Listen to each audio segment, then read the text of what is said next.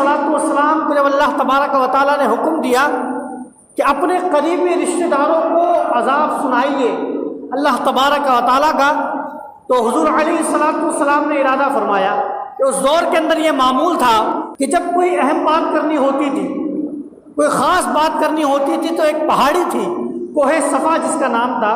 تو اس پر لوگ آیا کرتے تھے اور اعلان کیا کرتے تھے، تو جتنے بھی لوگ ہوا کرتے تھے جمع ہو جایا کرتے تھے۔ حضور علیہ السلام صبح کے وقت کوہ صفا پر تشریف لے کر جاتے ہیں، اور جانے کے بعد حضور علیہ السلام اعلان فرماتے ہیں، تو جو جس حالت میں ہوتا ہے وہ اس حالت میں دوڑتا ہوا چلا آتا ہے۔ کسی کے ہاتھ میں ڈنڈا ہوتا ہے تو وہ ڈنڈا لیے چلے آ رہا ہے، کسی کے ہاتھ میں تلوار تھی تو وہ تلوار لیے چلا آ رہا ہے، کسی کے ہاتھ میں بھالا تھا تو وہ بھالا لیے چلے آ رہا ہے۔ مطلب جو جس حالت میں تھا، جو جس کے ہاتھ میں چیز تھی، وہ دوڑتا ہوا اس کوہ صفا کے پاس آ گیا۔ میرے آقا صلی اللہ علیہ وسلم کی بارگاہ میں جب تمام حضرات حاضر ہو گئے تو حضور علیہ السلام سے وہ لوگ کہنے لگے، اے ابن عبد المطلب، بتاؤ تم نے ہمیں کیوں بلایا ہے؟ آخر یہ ماجرا کیا ہے کہ تم نے ہم تمام لوگوں کو یہاں اکٹھا کر لیا ہے؟ حضور علیہ السلام نے فرمایا کہ میں یہاں کھڑا ہوں اور تم سے اگر یہ کہوں کہ میرے پیچھے ایک ایسا قافلہ آ رہا ہے جو تمہیں تباہ و برباد کر دے گا، تو کیا تم میری اس بات پر ایمان لاؤ گے، یقین رکھو گے؟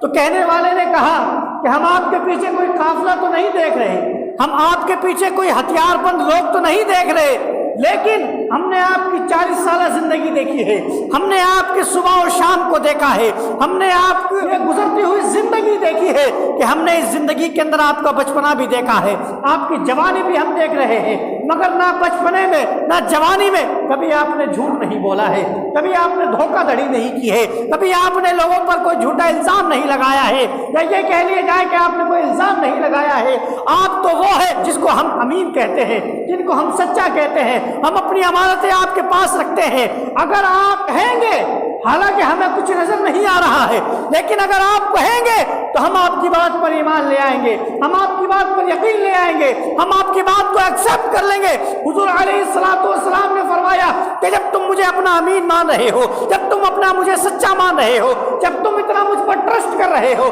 جب اتنا تم مجھ پر یقین کر رہے ہو، تو اے لوگوں میں تمہیں بتاتا ہوں اس دن کے عذاب سے اپنے آپ کو بچا لو، کہ اس دن کا عذاب بڑا بھیانک عذاب ہے۔ اگر اس عذاب سے بچنا چاہتے ہو تو کلمہ پڑھ لا الہ الا اللہ محمد رسول اللہ، تم اس عذاب سے بچ جاؤ گے، تم اس بھیانک عذاب سے بچ جاؤ گے۔ جب یہ والی بات حضور علیہ السلام نے فرمائی تو سارے کے سارے بکتے بکاتے ادھر ادھر بھاگنے لگے، کیونکہ وہ لوگ بتوں کے پجاری تھے، لات و عزا کے ماننے والے تھے۔ ظاہر سی بات ہے کہ پوری قوم بت پرستی میں لگی ہوئی ہے، اچانک سے کوئی آ کر کہے گا کہ میرے خدا کو مانو تو قوم کیسے مانے گی؟ یہی والا معاملہ ان کے ساتھ ہوا کہ وہ بکواس کرتے ہوئے تتر بتر ہو گئے، مگر وہیں پر ابو لہب موجود تھا۔ کیا اس مجمع کے اندر ابو لہب موجود تھا اور اس نے حضور علیہ السلام کے بارے میں بکواس کی، اور معاذ اللہ یہ میں بولنا تو نہیں چاہ رہا، بتانا ضروری ہے، بیان نہیں کروں گا تو آپ کو پتہ نہیں چلے گا کہ کیا بولا۔ اس نے حضور علیہ السلام کے بارے میں یہ بکواس کی کہ آپ تباہ و برباد ہو جائے، معاذ اللہ، کیا آپ نے ہمیں اسی لیے اکٹھا کیا ہے؟ اس نے یہ والی بات کہی، بڑی سخت بات کہی۔ جب یہ والی بات اس نے کہی تو حضور علیہ السلام خاموش تھے، حضور علیہ السلام نے کچھ نہ کہا۔ لیکن آپ دیکھیے کہ حضور نے تو کچھ نہیں فرمایا، لیکن اللہ تبارک و تعالیٰ نے تبت یدا نازل فرما دی۔ اللہ تبارک و تعالیٰ نے اس کی مذمت میں اور اس کی بیوی کی مذمت میں اللہ تبارک و تعالیٰ نے پوری کی پوری سورت نازل فرما دی اور فرمایا تبت یدا ابی لہب وتب، کہ تباہ ہو جائے ابو لہب کے دونوں ہاتھ، وتب، اور وہ تباہ ہو گئے،